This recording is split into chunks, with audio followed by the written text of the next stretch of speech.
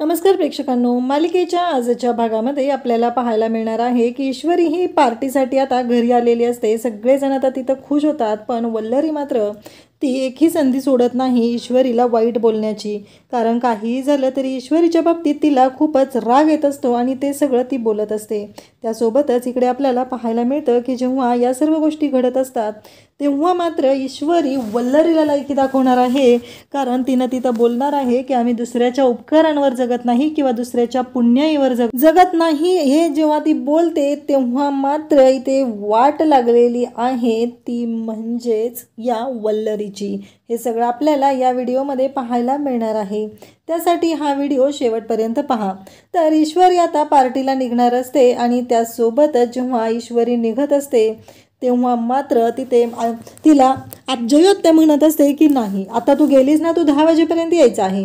तेव्हा मात्र इकडे लगेचच तिची बाजू घेत नमू बोलत असते की अगं आत्या असं काय करतेस, आत्ता 9 वाजलेत आणि ईश्वरी जाणार म्हणजे तिला डिनरला बोलवलंय, पार्टी विचार कर। आणि जर ती पोहोचणार तर ट्रॅफिकमध्ये पोहोचेपर्यंत तिला 9:30 होतील आणि मग ती 10 वाजेपर्यंत इथं कशी पोहोचेल सांग बरं मला, असं म्हणत ती बोलत असते। आणि त्याचबरोबर इकडे आपल्याला पाहायला मिळतं की जेव्हा या सगळ्या गोष्टी चाललेल्या असतात तेव्हा नमू मात्र ईश्वरीची बाजू घेत असते आणि म्हणत असते की जा जा जा लवकर, 12:30पर्यंत ये, असं म्हणत नमूने आता स्वतःच ईश्वरीला जायला सांगितलेलं आहे। आणि इकडे मात्र आत्याची वाट लावलेली आहे। आत्या म्हणत असते अगं काय बोललीस तू, तिला कळतंय का तुला, तू काय सांगितलंयस तिला? तेव्हा नमू म्हणत असते अगं आत्या मी काही चुकीचं बोललेली नाहीये, जाऊ दे तिला, येईल ती नंतर, असं म्हणत आता तिला जायला सांगितलेलं असतं। आणि इकडे नमू मात्र बोलत असते, जया आत्या म्हणत असते काय करू या पोरींचं, त्या ईश्वरीच्या नादी लागून लागून माझी नमू पण तशीच झालेली आहे। कारण नमू म्हणत असते की मी बाबांना कॉल करील हा। त्यानंतर आता आत्याला एक लक्षात येतं, ते म्हणजे तिने आता फोन करते, ती म्हणजे राकेशला फोन करून राकेशला आपण सर्व गोष्टी सांगूया आणि ईश्वरीला घेऊन यायला सांगूया असं तिचं म्हणणं असतं। असं म्हणत तिने राकेशला कॉल केलेला असतो। राकेश तो कॉल रिसीव्ह करतो। राकेश म्हणत असतो इथे इंदोरी जिलेबीचा कॉल यावा म्हणून मी इथं वाट बघत असतो आणि हे सगळं काय होतंय, मला कॉल येतोय तर तिच्या आत्याचा, असं म्हणत राकेश तो फोन घेतो आणि तो बोलत असतो। तेवढ्यातच त्याला सांगितलेलं असतं की मी तुम्हाला व्हॉइस नोट पाठवलेली आहे आणि ती व्हॉइस नोट ऐका। राकेशने व्हॉइस नोट ऐकायला सुरुवात केलेली असते आणि तेवढ्यात तिथं आलेली असते ती म्हणजेच तिथं पोहोचलेली असते ती म्हणजेच दुसरी तिसरी कोणी नसून अंजली तिथं आलेली असते। अंजली म्हणते काय तुम्ही कधी आलात? तेव्हा राकेश म्हणतो आत्ताच।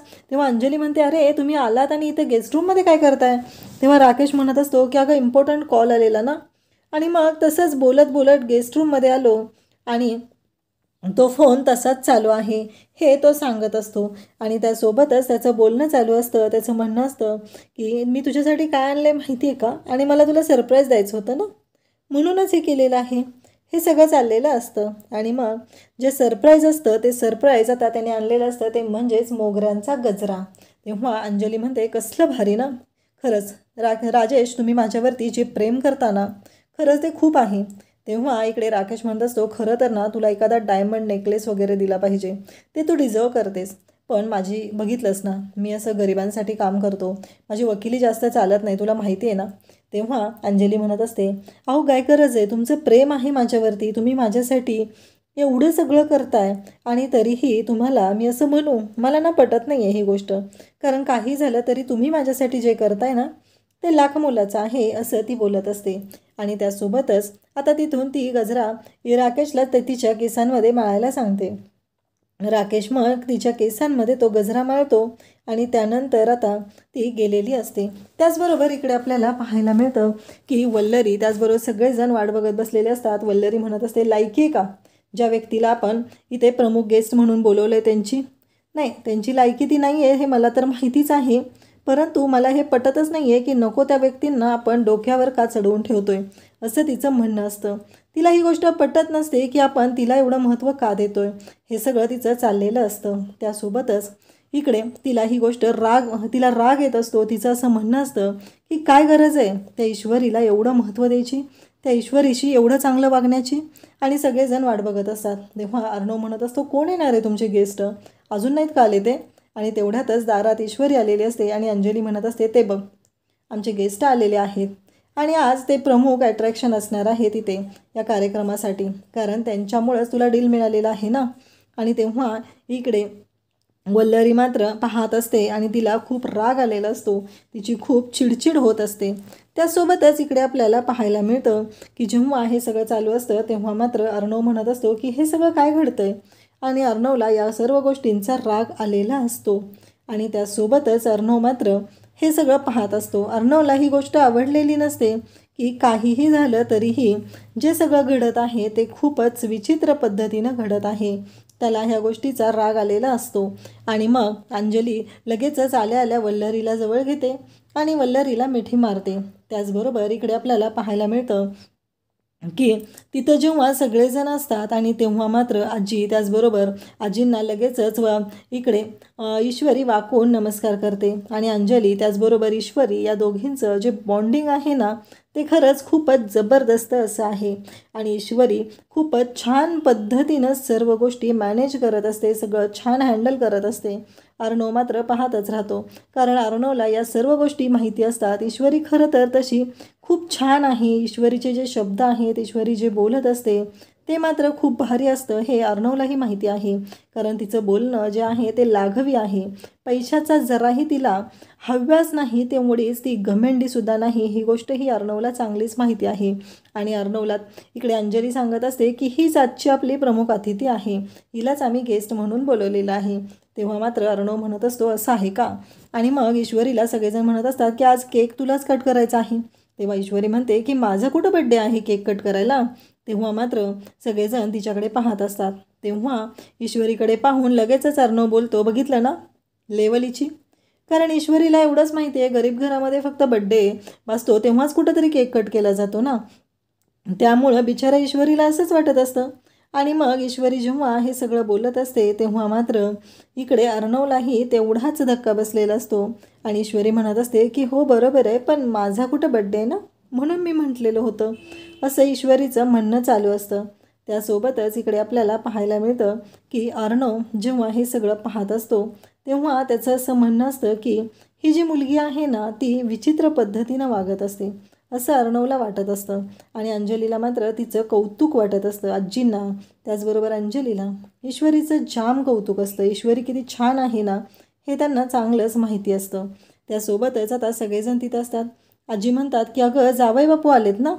तेव्हा इकडे अंजली म्हणते हो आलेले आहेत, गेस्ट रूममध्ये होते, ते येतील इतक्यातच, असं म्हणत अंजली त्याचबरोबर सगळेजण बोलत असतात.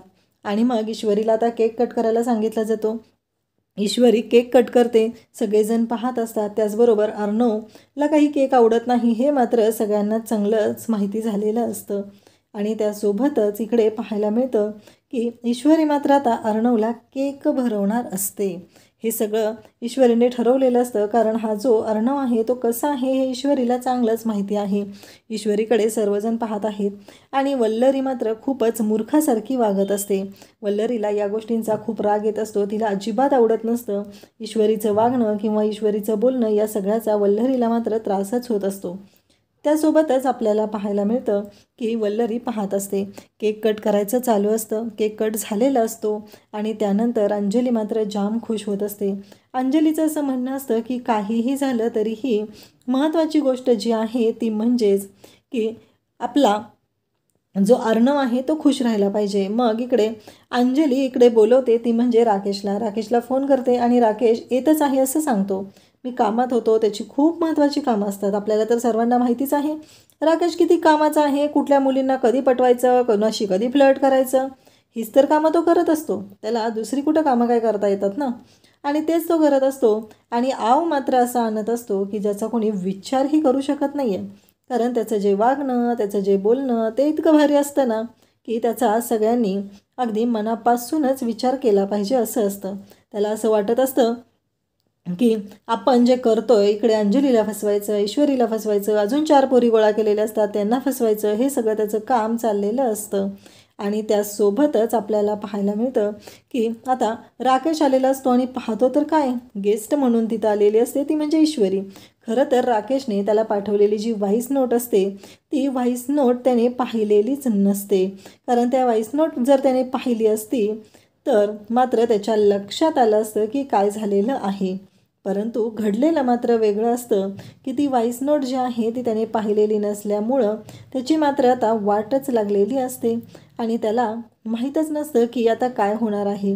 कारण इकडे व्हॉइस नोटमध्ये त्याला स्पष्टपणे आत्याने सांगितलेलं होतं, जय आत्याने, की ईश्वरी ही पार्टीला गेलेली आहे. पण ती व्हॉइस नोट ऐकली नसल्यामुळं आता मात्र राकेशची इकडे वाट लागलेली असते. त्याच्या शिट्ट्या वाजलेल्या असतात कारण ऐन वेळी तिथे त्याला समोर अंजली दिसते आणि त्याला आता प्रश्न पडतो की आता करायचं काय. कारण ही अंजली आणि त्याचबरोबर ईश्वरी एकत्र आहेत असं म्हणत तो आता ईश्वरीला कॉल करतो आणि ईश्वरीला कॉल करून आता तो ठरवतो की तिला बाजूला बोलवायचं. ईश्वरीला तो म्हणतो की तुम्ही कुठे बाहेर आहात का. ईश्वरी म्हणते हो, मी माझ्या सरांच्या घरी आलेली आहे. तेव्हा तो म्हणतो की तुम्ही थोडंसं बाजूला याल का, मला ना पाठीमागच्या आवाजामुळे काही ऐकायला येत नाही आहे. तुम्ही जर बाजूला आलात तर मला तो आवाज स्पष्टपणे ऐकायला येईल. हे सगळं बोलणं चाललेलं असतं आणि त्यासोबतच मग ईश्वरी बाजूला जाते. तरीही तो नाही, आवाज येत नाही आहे. कारण त्याला आता सगळ्यांची भेट घ्यायची असते. तिथून ईश्वरीला कुठंतरी लांब पाठवलं पाहिजे, त्याशिवाय तो अंजलीला भेटून तिथून बाहेर पडू शकत नसतो. असं म्हणत तो तिथे गेलेला असतो आणि ईश्वरीला म्हणत असतो की तुमचा मला ना आवाज नीटसा येत नाही आहे, प्लीज तुम्ही थोडंसं बाजूला व्हाल का, असं म्हणत तिला सांगत असतो. आणि त्यासोबतच ईश्वरी मग बोलत बोलत आता जिन्यातून वरती जाते आणि ती मात्र तिथं हरवलेली असते. नेहमीप्रमाणे तिला त्या घरामध्ये कळतच नसतं की आपण नक्की कुठे चाललेलो आहोत. तेव्हा ईश्वरी म्हणत असते, आत्ता येतोय का आवाज माझा, आत्ता आवाज येतोय का. राकेश तसंच बोलत असतो आणि आवाज येत नाही असं म्हणत असतो. कारण राकेश आता पुढे जातो, फोन म्यूटला टाकतो आणि अंजलीची भेट घेतो आणि मग मुद्दामच फोनवर तो बोलत राहतो. तो फोनवर असं बोलत असतो की अहो असं कसं अतिक्रमण म्हणतात, ते अतिक्रमण नाहीच आहे, ते असं कसं म्हणत असतात ते. हे सगळं बोलणं त्याचं चाललेलं असतं. तेव्हा मात्र सगळेजण ऐकत असतात आणि मग लिगल आहेत ना, आपल्याकडे लिगल पेपर आहेत ना, मग घाबरण्याची काय गरज आहे, असं तो म्हणत असतो. तेव्हा मात्र सगळेजण पाहत असतात आणि सगळे विचार करू लागलेले असतात की राकेशचं हे सगळं काय चाललेलं असतं. राकेश मात्र इकडे फोनवरती मुद्दाम तशा पद्धतीनं बोलत असतो आणि त्याचबरोबर तो तिथं म्हणत असतो की अंजली मला जावं लागेल, त्याच्या मावशी आहेत ना, त्यांना घराच्या बाहेर काढलं जात आहे, हे लिगल काम आहे ना. तेव्हा मात्र अर्णव म्हणतो की जेजू मला एक कळत नाही आहे, ही अशी लिगल कामं रात्रीच्या वेळी कशी असतात तुमची, प्रत्येक वेळेस तुम्ही असंच असता. त्याचबरोबर आजीही तेच बोलते. अंजली मात्र नाराज झालेली असते कारण राकेश आलेला काय असतो, तोंड दाखवतो काय आणि पुन्हा निघून काय जातो, या दोन्ही गोष्टी घडलेल्या असतात. त्यामुळं अंजलीला वाईट वाटत असतं. त्यासोबतच इकडे आपल्याला पाहायला मिळतं की राकेश बाहेर येतो आणि म्हणतो की आत्ता ही इंदोरी जिलेबी जी काय आहे ना, तिचं मला कळतच नाही आहे की काय चाललेलं असतं. कारण हे जे तिचं काय वागणं चाललेलं आहे ते काय त्याला पटत नसतं. आणि इकडे ईश्वरी म्हणत असते, अहो राकेशजी बोला ना, काय झालं, आता येतोय ना तुम्हाला आवाज माझा, असं ती म्हणत असते. तेव्हा मात्र राकेश म्हणत असतो की हो येतोय मला आवाज, बोला तुम्ही ईश्वरीजी. तेव्हा तो म्हणत असतो की एक महत्त्वाचं काम होतं ना, त्याच्यामुळे मी हा निर्णय घेतलेला होता, असं तो सांगत असतो. अहो मला नाही का केसचं खूपच दडपण आलेलं होतं, खूपच टेन्शन आलेलं होतं, ते मात्र मला कळत नव्हतं ना, त्यासाठीच मी हे ठरवलेलं होतं, असं त्याचं बोलणं चाललेलं असतं. आणि त्यासोबतच तो ईश्वरीशी बोलत असतो. ईश्वरीला म्हणत असतो. तेव्हा ईश्वरी म्हणत असते, काय आहे ह्या राकेशजींचं, मला कळतच नाही आहे की हा माणूस असं कसा वागतो, असं ईश्वरीचं चाललेलं असतं. आणि त्यासोबतच इकडे ईश्वरी मात्र आता तिथून निघून जाते. ईश्वरी विचार करत असते, काहीही झालं तरीही महत्त्वाचं असं असतं की ईश्वरीला माहिती असतं की नक्कीच काहीतरी गोंधळ होणार आहे. आणि ईश्वरी आता तिथं वरती रूममध्ये गेलेली असते आणि पाहते तर काय, ती चिंटूच्या रूममध्ये पोहोचलेली असते. आणि त्याचबरोबर चिंटूच्या रूममध्ये पोहोचल्यानंतर इकडे पाहायला मिळतं, ईश्वरी पाहते तेव्हा तिथं आलेला असतो तो म्हणजे चिंटू, म्हणजे अर्णव तिथं आलेला असतो. तिच्या लक्षात येतं अर्णव तिथं आलेला असतो. अर्णव म्हणतो इकडे काय, तेव्हा ईश्वरी म्हणते खूपच बढिया रूम आहे ना ही. तर तेव्हा मात्र इकडे लगेचच अर्णवला ती म्हणत असते. तेव्हा अर्णव म्हणतो हो, आणि ती ईश्वरीला म्हणत असते. ईश्वरी म्हणते की तुम्ही मला घ्यायला आलात का. तेव्हा तो म्हणतो की कसं आहे, तू ताईची गेस्ट आहेस ना, ताईने तुला बोलवायला पाठवले ना, म्हणून आलेलो आहे, चल. तेव्हा ईश्वरी म्हणते तुमच्या या घरामध्ये ना मॅप देत जावा एक, म्हणजे माझ्यासारखी माणसं इथं आल्यानंतर चुकणार नाहीत ना, म्हणून सांगितलं. आणि आणखी एक तुम्हाला काय मला थँक्यू वगैरे म्हणायचं आहे तर तुम्ही म्हणून टाका, मान्य मला ते पुतळे माझ्याकडूनच पडले, सगळं डेकोरेशन खराब झालं, पण तुम्ही दिलेल्या वेळेमध्ये मी एक भन्नाट आयडिया काढून ते सगळं तयारही केलं ना आणि तुम्हाला डील मिळवून दिलं. त्यामुळं जर तुम्हाला वाटत असेल थँक्यू म्हणावं तर थँक्यू वगैरे तुम्ही म्हणू शकता, असं ईश्वरी अर्णवला बोलत असते. अर्णव म्हणत असतो हे काय चाललं आता. ईश्वरीने मात्र स्पष्टपणे अर्णवला बोलून दाखवलेलं असतं. त्यासोबतच इकडे पाहायला मिळतं की ईश्वरी त्याचबरोबर अर्णव सगळेजण तिथं बोलत आहेत आणि ईश्वरीची अशी इच्छा असते की अर्णवने थँक्यू म्हटलं पाहिजे.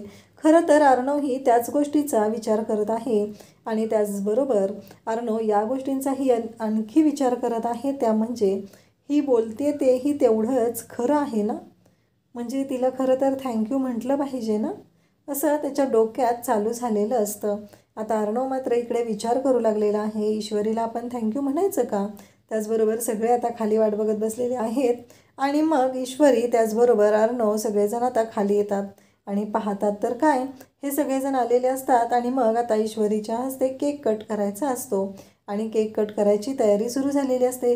केक कट होतो, मग स्वतः अंजली ईश्वरीला केक भरवते आणि त्यासोबतच ईश्वरी इकडे अर्णवकडे पाहत असते. मग ईश्वरी आता अंजलीला केक भरवते, त्याचबरोबर इकडे ईश्वरी त्यानंतर आकाशला केक भरवते, त्याचबरोबर आजी असतात आजींना देते आणि त्यानंतर केक घेऊन ती जात असते, ती म्हणजे अर्णवकडे जेव्हा ती केक घेऊन जाते तेव्हा मात्र आता सगळ्यांना धक्का बसलेला असतो, कारण अर्णवचा स्वभाव कसा आहे हे आपल्याला चांगलंच माहिती आहे. अर्णव मात्र वाटतो तेवढा साधा सोपा नाही. जर अर्णवने हा केक जो आहे तो केक जर अर्णवने खाल्ला तर मात्र खूप मोठा गोंधळ होणार, हे सगळ्यांना माहिती असतं. अर्णव एकतर केक खात नाही आणि आता ईश्वरी त्याच्याकडे केक घेऊन गेली आहे, म्हणजे आता आणखी काय होणार हा मोठा प्रश्न समोर उभा राहिलेला असतो. आणि तेव्हा सगळेजण पाहत असतात, तर ईश्वरी अर्णवला केक खायला सांगत असते, परंतु अर्णव तिच्याकडे पाहत असतो. सगळ्यांना माहिती असतं की आता मोठा राडा होणार आहे, नक्कीच काहीतरी गोंधळ होऊ शकतो, हे मात्र सगळ्यांच्या लक्षात आलेलं असतं.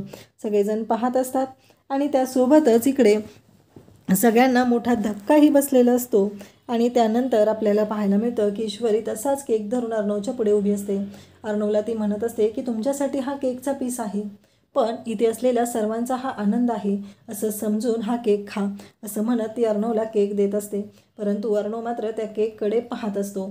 अर्णवला वाईट वाटत असतं की आपण खरंच आपल्या घरातल्या माणसांना आनंदी ठेवत नाही आपल्या वागण्यामुळे, कारण ईश्वरी अर्णवला म्हणालेली हे असते की कसं आहे सर, घर तुमचंच आहे ना, मग राहा ना तुम्ही आनंदात, असं तिने त्याला बोललेली असते आणि म्हणालेली असते हा जो रागीट चेहरा आहे ना तो बाहेर असतो ना तुमचा, घरी तरी आनंदात राहत जा. तेव्हा ईश्वरीला तो म्हणालेला असतो की माझे 2 चेहरे नसतात, दाखवायचा एक आणि घरात एक, असं माझं वागणं नसतं, मी जसं आहे ना तसंच आहे, काहीही झालं तरीही.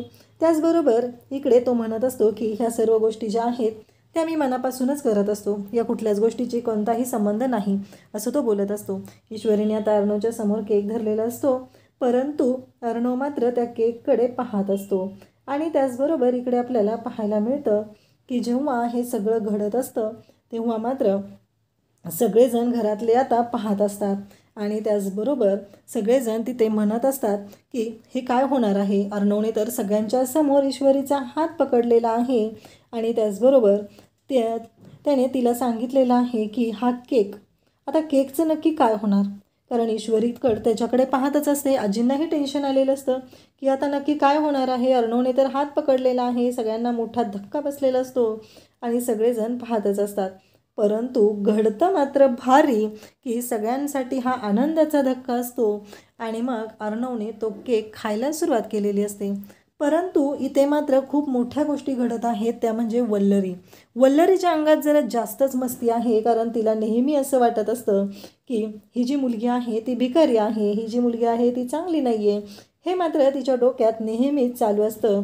तिला फक्त एवढंच वाटत असतं की ही जी मुलगी आहे ही प्रत्येक वेळेस अशा पद्धतीनं वागत असते आणि त्याचबरोबर हिचं जे काय चाललेलं असतं ते तिला अजिबात आवडत नसतं, कारण ही मुलगी हिची लायकी नाही आहे, ही आपल्या घरी काय येत आहे, आपल्या पैशावर डोळा ठेवत आहे, कारण हे सगळं वैभव तिला तिच्या आकाशला द्यायचं असतं, म्हणून हे सगळं तिचं चाललेलं असतं.